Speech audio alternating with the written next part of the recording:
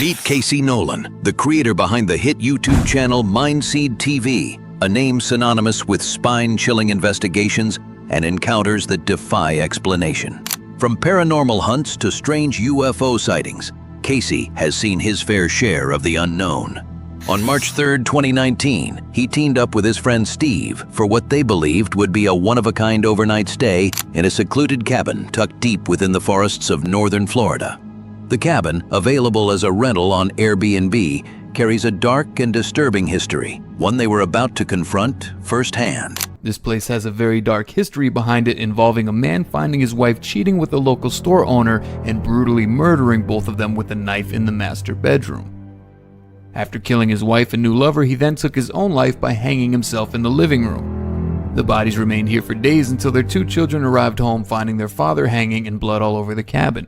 Over the past 15 years, it has been renovated, well kept, and currently is being rented through Airbnb. For legal purposes with the current owners, we cannot disclose names of the family. However, we were able to book a stay at the cabin. Reviews online state some people have heard whispers in the cabin at night, screams from the woods, and one woman stated a blanket was torn off of her and her husband in the middle of the night while sleeping. After turning on all the lights, no one else was inside the cabin except for them. After digging through countless eerie reviews and chilling stories online, Casey and Steve were certain they'd found the perfect place. The cabin's haunted reputation was too compelling to ignore. Drawn by curiosity and the promise of the unknown, they planned to spend a few nights there, hoping to capture evidence of paranormal activity or even communicate with whatever spirits might still dwell within those walls.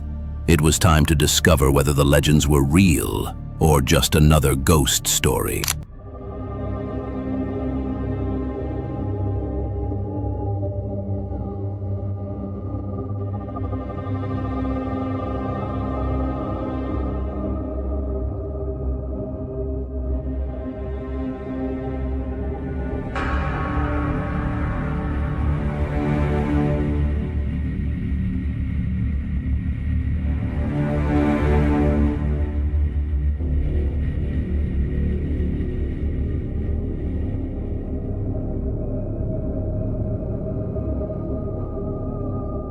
I think it's right here.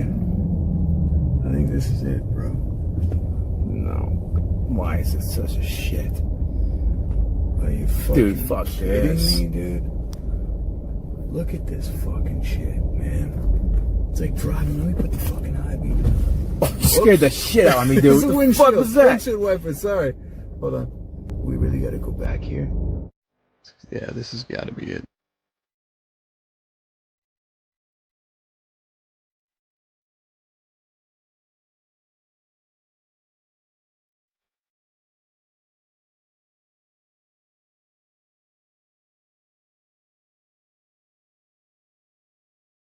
It said that he hung himself in the living room. That's got to be it, right? It's high enough up to do it. From the moment they arrived, something felt wrong. The weight of the cabin's dark history cast an immediate shadow over the experience. And with civilization miles away, the isolation only amplified the unease. Still, Casey and Steve pressed on. They hadn't come all this way to turn back. They were here for answers, and whatever was hiding within those walls, they were ready to face it. That bedroom right there on the right, if that's the master bedroom, that was probably a bloodbath in there, because he stabbed his wife and the guy that she was with, and then he hung himself out here, which is just like, all right, well, I'm not comfortable sleeping in that room. I don't know about you. If that's where it went down, I would rather we just sleep on the twin beds in the other room, because I'm down with that, bro. You cool with that? Yeah. We're gonna have a static cam set up out here on the living room. We're gonna have a static cam set up in the guest room as well, and we're gonna see if we can catch anything overnight. And if anything pulls the blanket off us while we're sleeping, Yeah, right? we'll get it. Yeah, let the cameras roll. Yep. The night seemed uneventful, or so they believed. Casey and Steve slept soundly, with no obvious signs that anything unusual had taken place. But the real story wouldn't reveal itself until later, after the trip was over and they were back home. As Steve settled back into life in Pennsylvania, He began combing through the footage captured by the static cameras they'd placed around the cabin. One clip, in particular, stopped him cold. Without hesitation, he picked up his phone and left Casey a voice memo. His tone urgent, his message clear. Yo, dude, it's me. Please give me a call when you get back. Get this message. Reviewing some footage and stuff, and there's some weird shit going on. You're looking at a wall or something. Dude, I don't know. I'm really hoping this is normal for you. So just check it out. It's night 1, 2 hours, 33 minutes, I think. Hit me back, man. Thanks.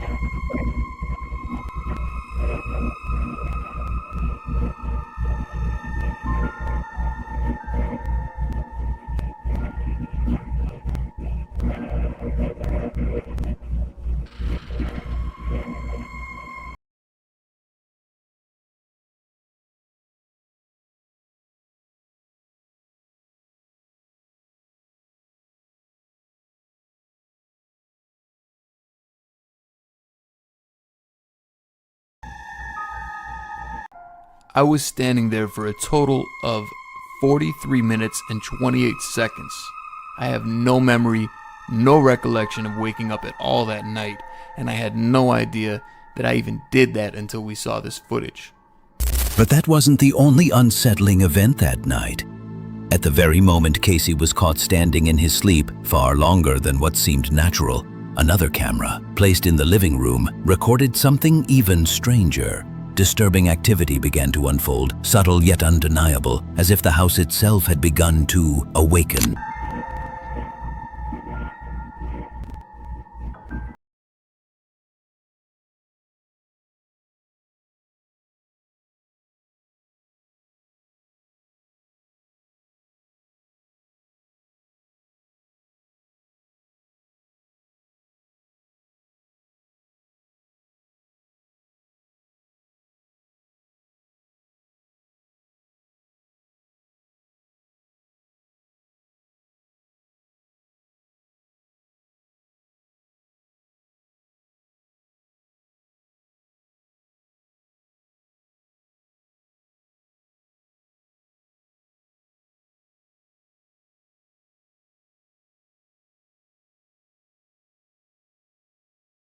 Casey and Steve were completely unaware of what had transpired overnight.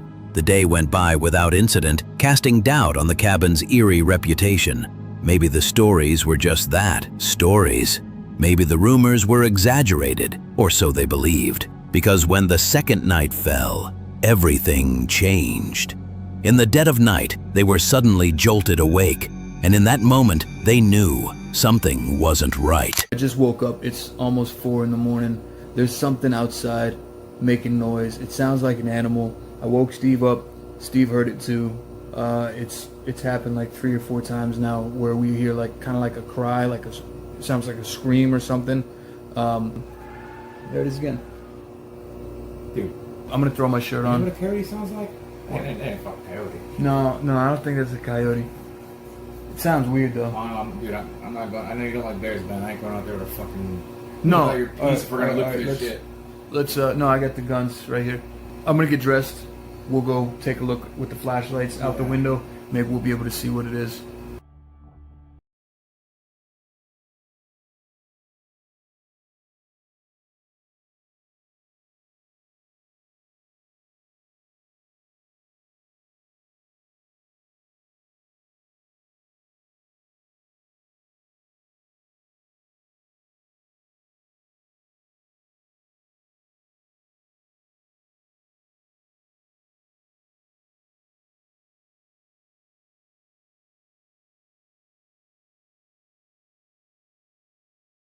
Wing could push it open? Like what? No, Here's a pull. You get a twisted pull. that's not easy to open. Shut up. So we already checked everywhere in here. We turned on all the lights. We went in every single bathroom, we went in every single closet, we walked around the whole place with the guns, checked everything. Nobody's inside here with us. If you are fucking with me, you tell me an hour from now, we're not gonna be fucking friends anymore. Dude. No. I don't want to fucking leave anymore. Let's look outside with the flashlights. I'm gonna spin the camera around and let's where's the big flashlight?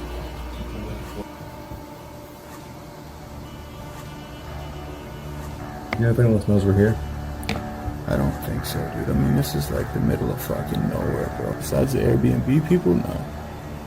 No, that they would fuck us, would they? No, I really don't think so. There's that fucking noise again, too. That really sounds like an animal. Doesn't sound like a person. I'm for the fucking person right now, motherfucker. Yeah, well, you know what? At least we got guns, dude. It's in my hand. Telling you, I'll never do one of these trips without a fucking gun. No, Because no, if there's anything never, that's not never. paranormal, I don't want to be out here, like, not able to defend myself. Tell me about it, dude. That was the final straw for Casey and Steve. After witnessing the cabin door swing open on its own while they slept, the sense of safety vanished. They made the decision to pack up and leave immediately. Paranormal or not, one thing was certain. They were not alone out there. What do you think happened that night? Was it something explainable or something far beyond that? We'll let you be the judge. Even after leaving the cabin behind, that uneasy feeling clung to them. But their experience wasn't unique. Elsewhere, another team of investigators had ventured deep into the woods, also searching for signs of the paranormal, only to learn the hard way that some stories aren't just legends. They're real. Meet Johnny, the creator behind the YouTube channel Florida Boy Johnny. Known for his immersive storytelling and gripping explorations, Johnny takes viewers deep into the unknown, uncovering the hidden mysteries of forgotten, often dangerous places.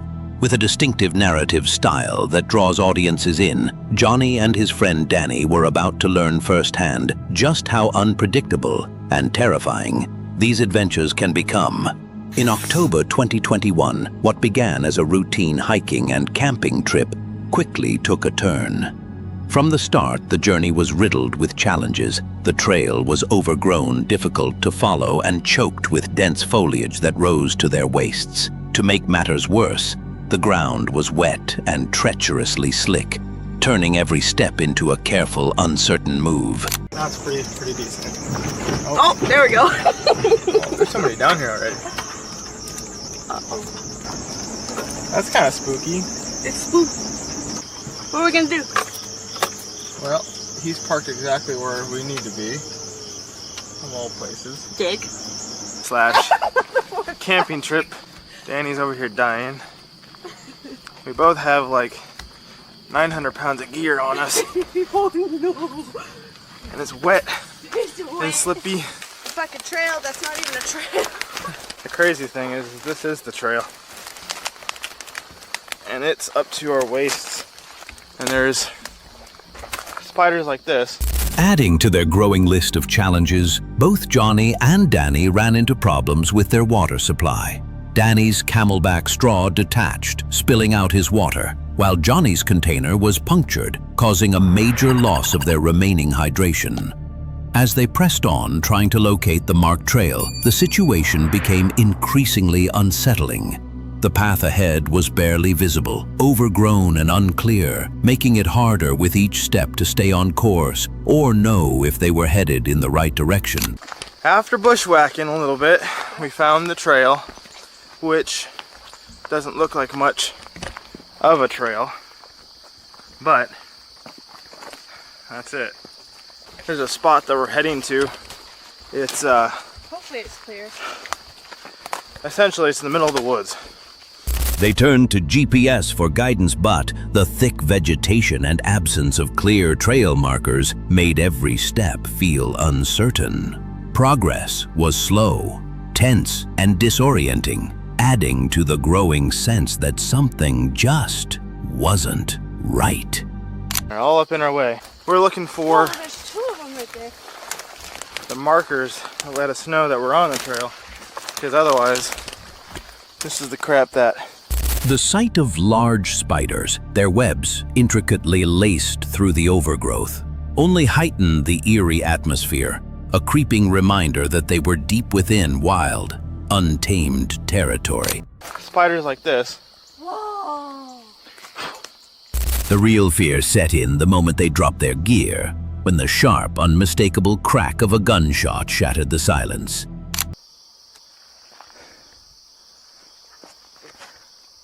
We're heading back the other way!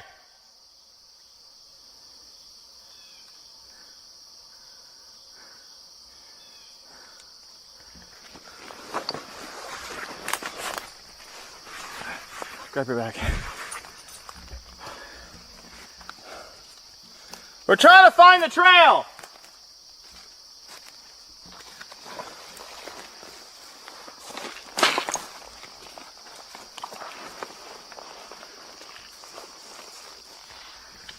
We're heading back the other direction!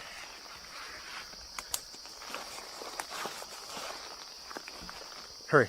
Oh, I'm trying.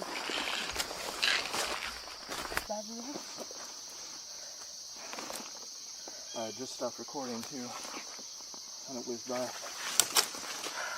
Okay. Do you want to keep going up that trail or you want to go back down now? We'll see us because he's up over there. So we just got shot at. We were, and I just stopped recording, but there is somebody deep in the woods that direction. Shot what sounded like a 22, hit a tree about 2 feet away from us. And we were finding a spot to set up, and we had just set our bags down. I set the camera down after I stopped recording, and a bullet, 22, whizzed right above our heads into the tree that we were standing next to. And so I yelled out to him, whoever it was, got no response. Yelled out several more times, got one response, no idea what he said. I wonder if it's that fucking truck. It might be. Why in the fuck is he all the way out here fucking shooting at people? A .22 caliber bullet tore through the air, striking a tree just feet from where they stood. Seconds later, another shot rang out, this one slicing through the space directly above their heads, lodging into a tree mere inches away. Johnny shouted toward the unseen shooter, but there was no clear response, only silence, or a reply so garbled it was impossible to understand. What? I think that was a race. Oh my god. My name's Danielle Hogan, but the person you'll be calling is Johnny Hayes. My boyfriend's wearing a black shirt and tan jeans, and I'm wearing a tan shirt and blue jeans right now. And then he has an orange backpack, and I've got a gray one. Okay. She's having people come out here. Like on foot or what? I don't know. Oh, she said with us she's gonna have people come out here. It quickly became clear. They were being targeted. The gunfire was far too accurate to be a coincidence. One bullet struck a tree just 2 feet away. Another zipped inches above their heads. The precision left no room for doubt. These shots weren't random. Someone out there meant to send a message. To meet us. So we're having to track back through the woods and make our way over to an access road. But we have to go through all this crap to get to it. I'm recording just in case anything happens again, because when it happened the first time, I had just stopped recording when the shots came out. We were just off of the trail, and whoever this was, they had to have known where we were the whole time. One of those shots landed right above our heads in the tree that we were standing by. And essentially, we're right here. The round hit about right here, but on my right side. The first one, I'm not too sure where it hit, but I heard it whiz by.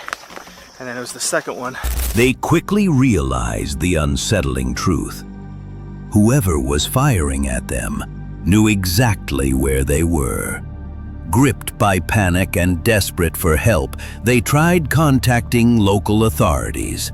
But their remote location offered no immediate support. With no other option, they began retracing their steps through the dense, unforgiving woods, hoping to reach an access road before anything worse could happen. With the echo of gunfire still fresh in their minds, Johnny kept the camera rolling, uncertain if the threat was truly behind them. Finally, after a tense and exhausting hike, they emerged from the forest and were met by police waiting at the end of the trail. As far as like hunting season goes, there's a whole bunch of stuff that just opened up yesterday. Yeah. And this whole area, the whole trail area. Yeah. It's you can hunt on it. Okay. And stuff. I grew up in Pennsylvania. Our hunting season starts a lot earlier out there, and general rule of thumb is we don't really go into the woods after the 15th of September, because that's when everything opens up, and you got to deal with the idiots, and you got to deal with the people from Jersey.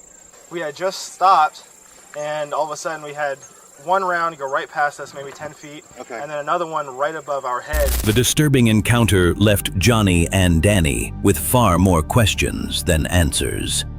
Who had fired those shots, and why? Was it a territorial warning, or something far more sinister? The experience served as a sobering reminder of the hidden dangers that can lurk deep in the wilderness, and just how vulnerable explorers can be when far from help.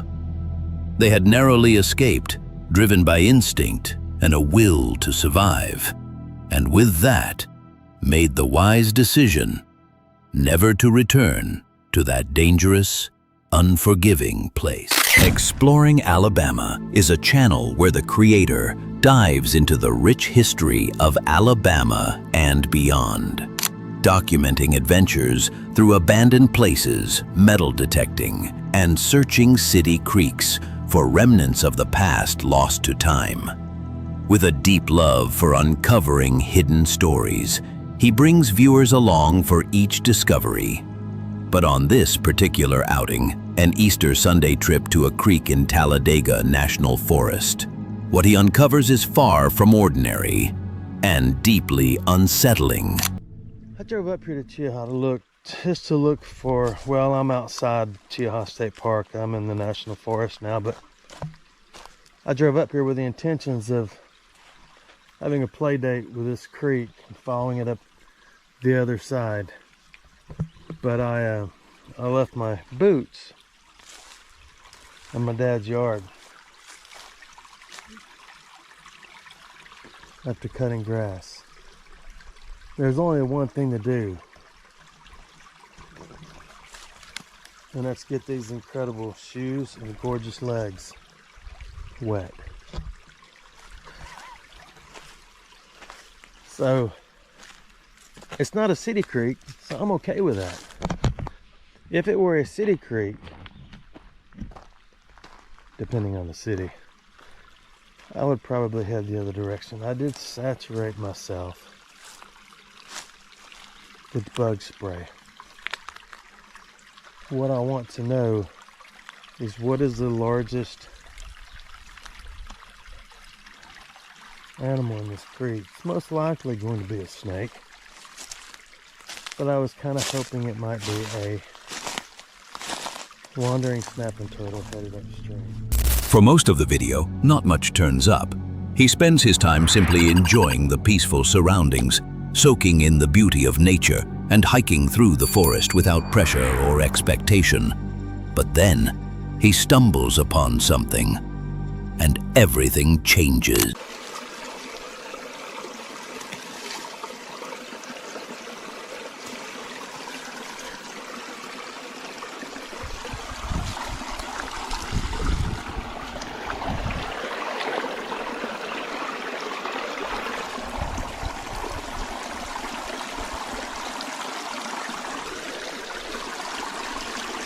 That is a a human mandible.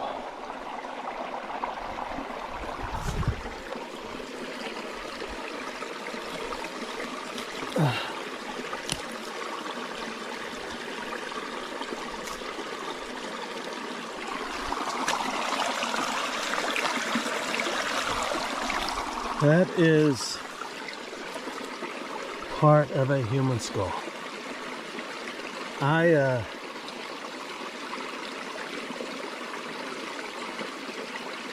I pulled it out. This is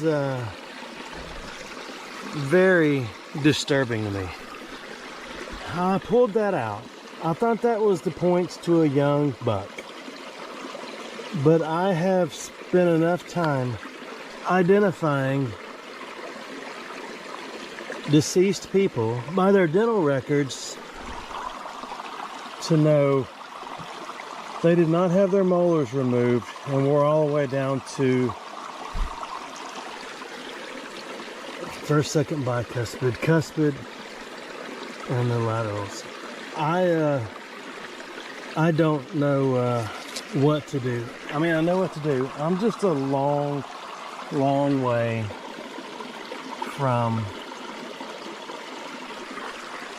anywhere. I tell you, the biggest thing that's bothering me right now is my heart's breaking, and I mean this literally to the point of it kind of makes me want to cry, because somebody was looking for that person. What he found wasn't from an animal. It was a human mandible. Realizing the gravity of the discovery, he quickly left the woods, got into his car, and called the police. Authorities arrived shortly after, and he led them back to the exact spot where he made the chilling find. Didn't dig anymore. This was right here. I don't know, maybe backwards, but I don't know what that is. There's more stuff up there. How far? It's on up around the corner and everything, but you know, where people have been there, like an old rotten wooden spoon and you know, a little bit of trash, but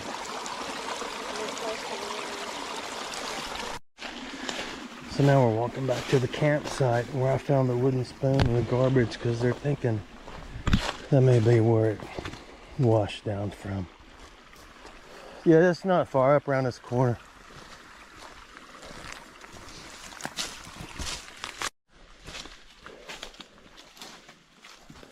He was living here.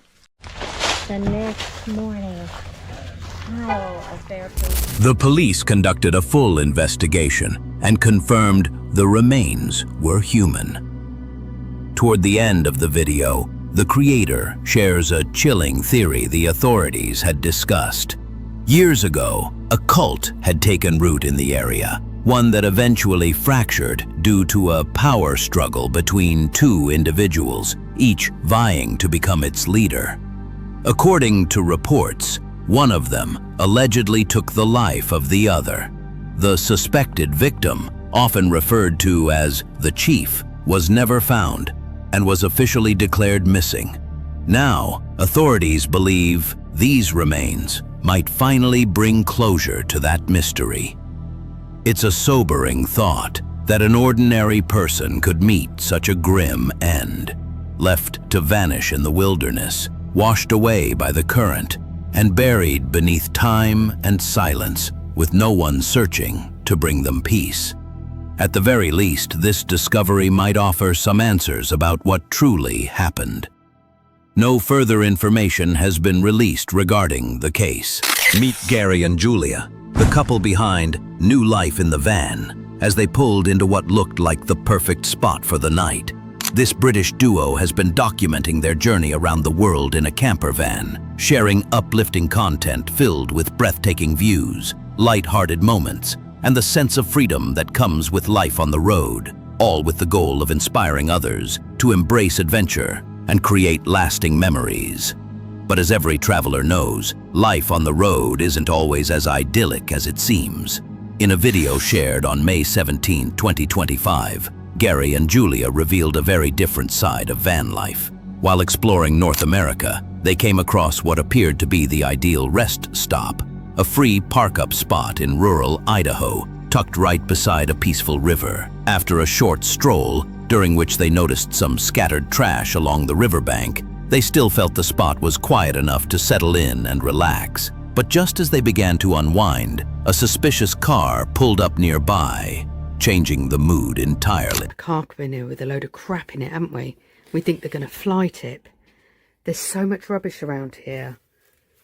We don't really want to go out there because you don't know what these people are like. They've got loads of shit in the back of their pickup, haven't they? Could look like it, yeah.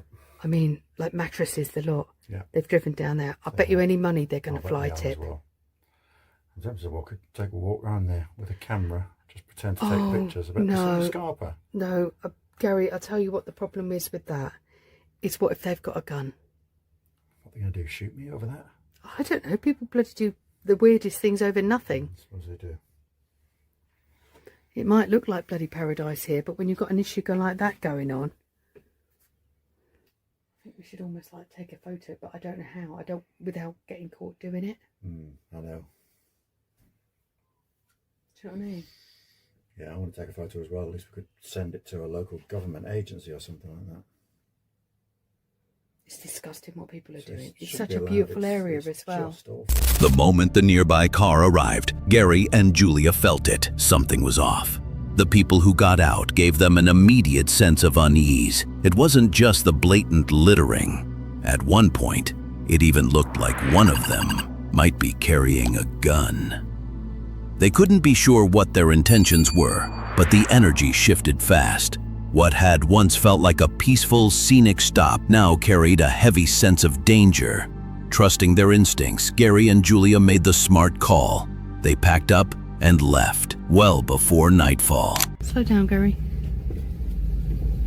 What's he taking out of there? There is no way that he's going for a walk. This is what they're doing. Slow down, Gary. They've got some sort of... They are literally fly tipping. Stop there for a second, love. Look at that. That is absolutely disgusting. That is absolutely disgusting. In a beautiful area like this, they are fly tipping. We're not going to stay here because this is obviously somewhere that people are coming to fly tip. He's waiting to see us go, look. Yeah, he is. He's now put him on the back foot there a little bit, hun. Just stop there for a second. See what he decides he's going to do. Wow. Look at the size of those objects. I mean, there looks like there's a disability kind of vehicle there as well.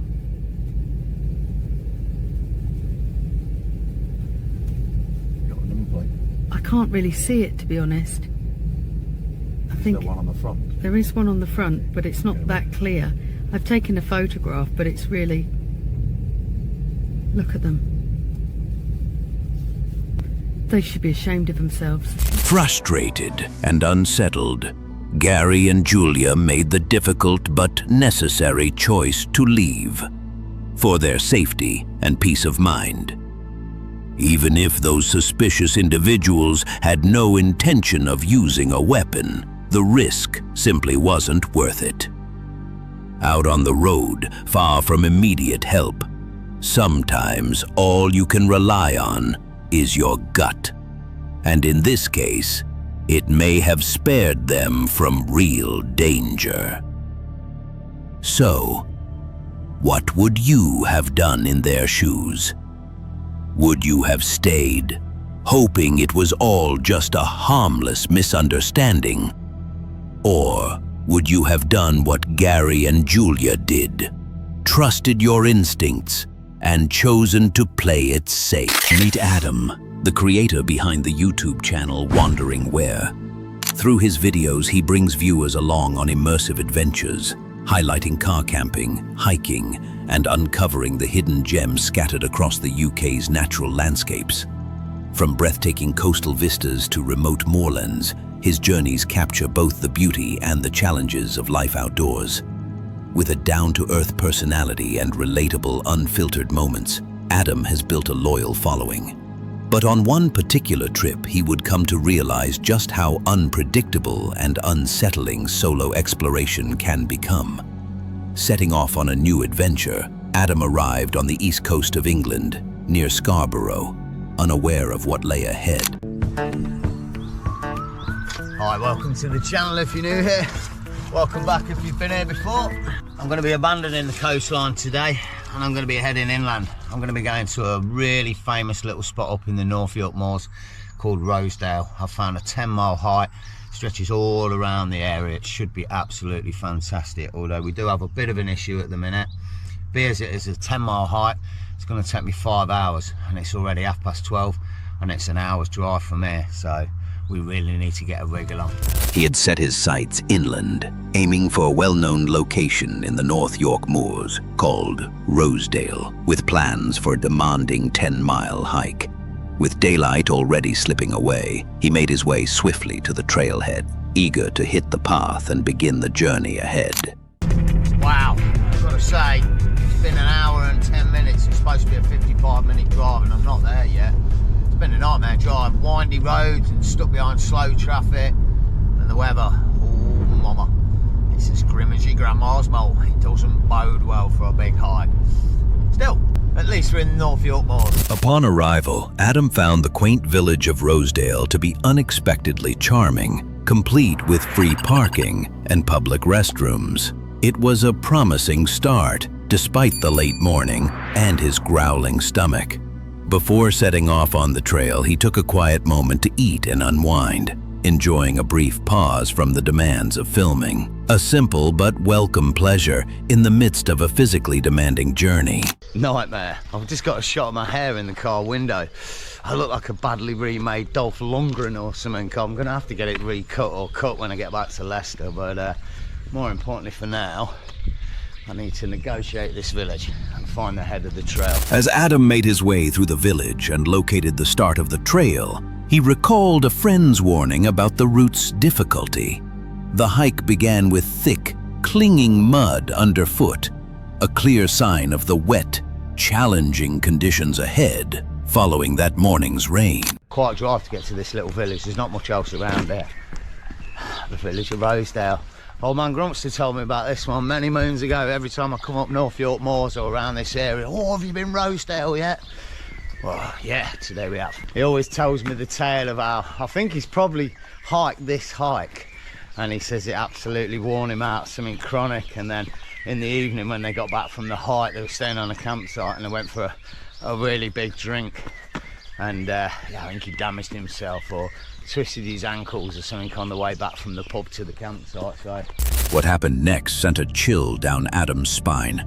A subtle, yet deeply unsettling moment in the vast stillness of the moors. A gate he had just walked through, left wide open, mysteriously swung shut behind him, with no wind, no sound, and no explanation. These little bad boys out. Wow, there's some proper glamping going on around here. There's some probably little hutty things. I better not cheat to rent for the night though. Oh, days, what have we just been talking about? This gate behind there, someone's just walked through it and it was wide open, and like me, I just left it wide open. I don't know why. As I walked through it, it closed itself. Just had a shiver go up my spine. Let's keep moving. Hell, that was well worth. Despite the stunning scenery, the trail quickly became more demanding, winding through boggy, mud-soaked stretches that made every step a challenge. Progress slowed to a crawl, and Adam found himself questioning whether he'd made the right choice in taking this route. I'm not feeling this trail so much at the minute. I mean, look, it keeps doing it as well. There's multiple routes to go. One up there, I could cut across the bridge there. They all look all right, don't they? But no, we'll choose the most boggiest, muddiest one straight through the bog field. And it keeps doing it. I don't know. Oh, I'm almost sinking. Oh, there's no way through. Gordon Bennett. Oh, listen to that. As the weather took a turn, thick fog began to roll in, cloaking the landscape in an eerie stillness. With no phone signal and visibility fading, a deep sense of isolation settled over Adam. Trying to lighten the mood, he joked about werewolves, but Even his humor couldn't cut through the growing unease brought on by the silence and the mist. Oh, it's so eerie up here. I'm scaring myself. This is mad. It's just silent. And the fog. Oh, mate, come with me. Honestly, I almost feel like you're my only comfort at the minute. There's no one else here. Oh, mate, just imagine if a werewolf bounded over the ridgeline there. But at least you ain't a werewolf. Oh, it's going to be a freaky night tonight now, isn't it? Alone on the moors. Hey, in fog. I tell you what, I bet this whole area is beautiful on the right day with stunning views all around. Today's not the right day. I'll hold my hands up. I've just been looking around, seeing if I can find something to see. There's little snippets of views and such. And oh, hang on. Oh no, just another bit of cloud. He came across a strange cage-like structure standing alone in the middle of the moors. Its presence unexplained and unsettling, adding to the growing mystery of the desolate landscape. Not long after, Adam stumbled upon the Sheriff's Pit, an old ironstone mine, and the weathered remains of the Rosedale Railway, infusing the fog-shrouded terrain with a haunting sense of history that only deepened the eerie atmosphere. And it is. Da, da, da, da. Bloody hell. Wow. I've heard a couple of them up here. I don't know what type of bird they are, but they're making an amazing noise. It's a real squeak or something. I've never heard anything like it. But anyway, the Sheriff's Pit. Oh, hang on a minute. It could be one of these. A ring... What? Uzi? Oh, yeah. One of them. And it is. Oh, mate. I've just seen a ring Uzi. What? Oh, a ring oozle. Oh, there we go. That's better. So I can only assume what's in there is the pit. Maybe a big hole down there. And there is a little bit of remnants up here. They're saying this Sheriff's Pit closed in 1911 or something. As Adam made his way back toward the car, he began scouting for a place to car camp for the night, still wrapped in the thick, lingering fog that clung to the moors like a warning that the day's unease wasn't quite over. Here we go. I'm heading back towards the crib at the minute, obviously. I mean, that's the way we were going since the start. In a full circle back to the crib, you know what I mean? But anyway. Finding a suitable spot for the night proved more difficult than expected. Many of the potential locations were without phone signal, a small but crucial comfort when camping alone in such remote and isolated conditions. No phone signal. So, oh my days, I didn't realise it was that steep. After finally settling on a potential spot, the night took a darker turn. Heavy rain began to pour, drumming against the vehicle in patterns that eerily resembled the sound of cars pulling up beside him. The illusion, paired with the surrounding darkness, only heightened Adam's sense of isolation and vulnerability in the middle of nowhere. Listen to that. Honestly, I can't believe how heavy it is. It's such a good thing I decided to cut back on that trail and not do the full length of it. I'd have still been outside now. I'd have been absolutely drenched. It is making this area a little bit more eerie though. I've got to be honest. It's a bit dodgy. I don't know. Honestly, I've only been here about 45 minutes. I've already had one car full of clowns pull up. I mean, say clowns, they weren't like white-faced and wearing red noses or anything, but yeah, some young uns. I don't know what was up with them. Fair play, whoever, whatever, young uns, you know, but they got out of the car and they were standing there screaming their head off.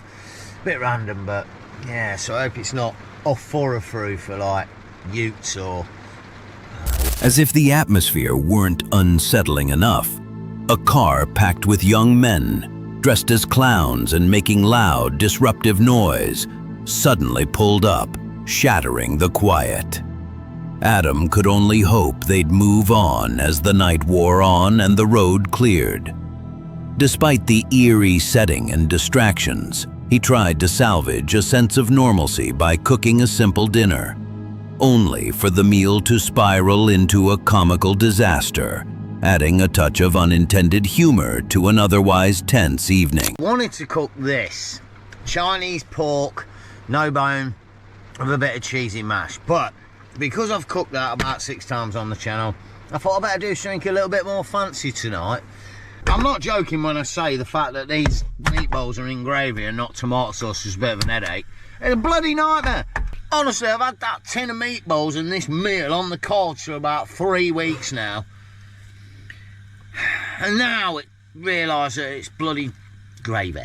Despite the cooking mishaps and the uneasy atmosphere, Adam eventually managed to salvage his meal, and to his surprise, it actually turned out to be quite good.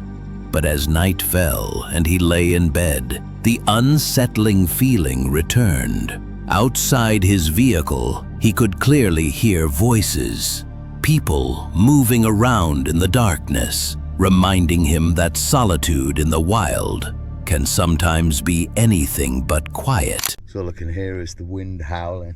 Nightmare. It's a bit eerie up here. It's been raining on and off, and when the rain's coming down, it kind of sounds like somebody's driving near you and such. It's a bit weird. I've only had one car really drive by in about the past 4 hours.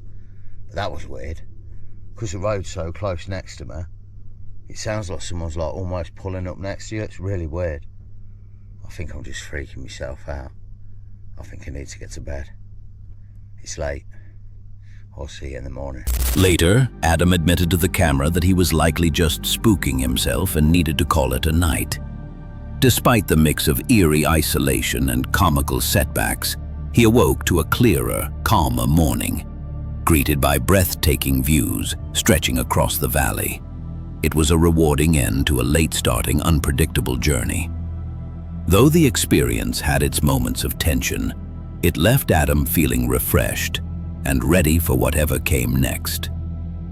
Solo travel in remote areas can be daunting, but as Adam proved, a level head and a good sense of humor can turn even the most unsettling nights into unforgettable stories. The channel What's Not to Hike isn't known for paranormal encounters. Its focus is usually on long-distance treks, camping, and bothy stays throughout the UK and Europe. But during a late October trip to Scotland's Galloway Forest, a casual collaboration took an unsettling turn. What was meant to be a laid-back Halloween special with Ben from Adventure Outdoors became something far more disturbing. The plan was simple: hike to the remote white-legged bothy, settle in before the storm hit, and film the experience. But what unfolded left both men visibly shaken. Well, hello again everyone. Welcome to Bonnie, Scotland. And if you haven't recognised by now from us coming in, it's we're at a place called White Lagan Bothy.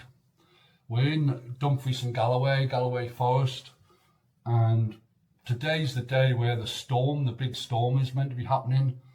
But so far we've got lucky, and I say we, I'm with Ben, who's just setting up his sleeping gear. It's pretty moody, as you can probably see outside the window there. It's still pretty moody out there, but we haven't got the winds anywhere near what they said they were forecast for. I mean, they were talking about 60, 70 miles an hour, but we had the odd gust. We had to stop off and get some petrol for the car. Both men were seasoned outdoorsmen, practical, level-headed, and not easily swayed by ghost stories. Their only real concern heading in was the weather. Storm Ashley was moving in fast, with winds forecasted to hit 90 miles per hour.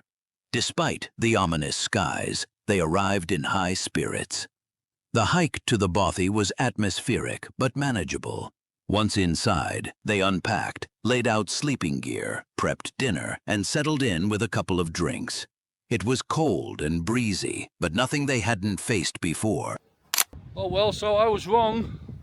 Looks like the winds have come, although still not as strong as forecast, but it is definitely, it's almost like you feel the storm's on the way.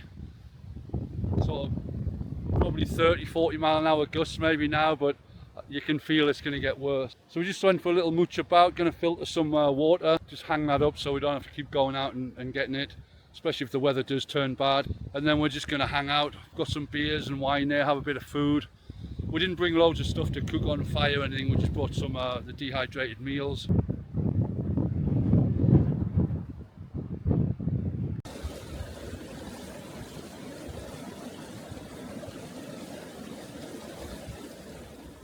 At first, the mood was exactly what you'd expect. Two friends riding out a storm in good spirits, swapping stories, checking gear, and laughing over the wind howling outside. But the lightheartedness didn't last. The first strange moment came when a kettle appeared on the stove, despite no one lighting the fire or recalling placing it there. Each assumed the other had moved it. They shrugged it off, blaming the mix-up on distraction or memory lapse.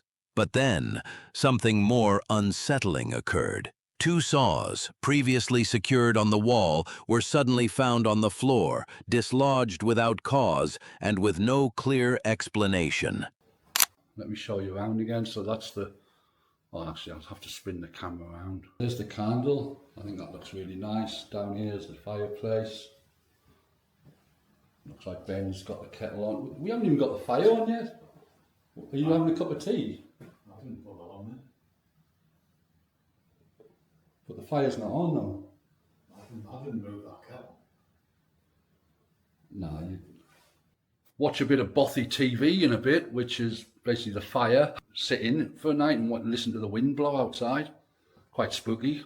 And what with the saws and the kettle moving on its own, it's even spookier now. But as I say, I don't really believe in all that stuff, but a bit odd. Still trying to make sense of the strange occurrences, they carried on filming, setting up low-light cameras and digging into some dehydrated meals. But as the storm intensified outside, the mood inside the bothy shifted. A subtle tension began to creep in. Then the door slammed shut. Hard. The sudden bang startled them both, but what truly unsettled them was what came next. The door, heavy and solid, couldn't have moved from a simple gust. To prove it, the creator pushed against it on camera. It barely budged under normal force. Whatever had slammed it shut hadn't been the wind, and it hadn't been either of them. Found the Bothy book. You put my glasses on though to blind as a bat. So this is popular, quite a popular Bothy by the looks of it. Someone actually stayed last night. It was nice and tidy when we came in. So plaudits to whoever stayed here last night. Well done. Absolutely spotless. Hold on a minute.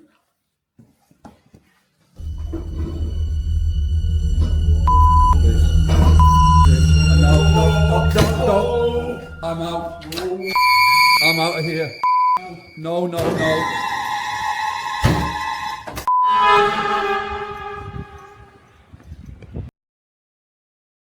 After the door slammed, things only grew more unsettling. The camera light and backup battery, both fully charged, suddenly began to drain without explanation.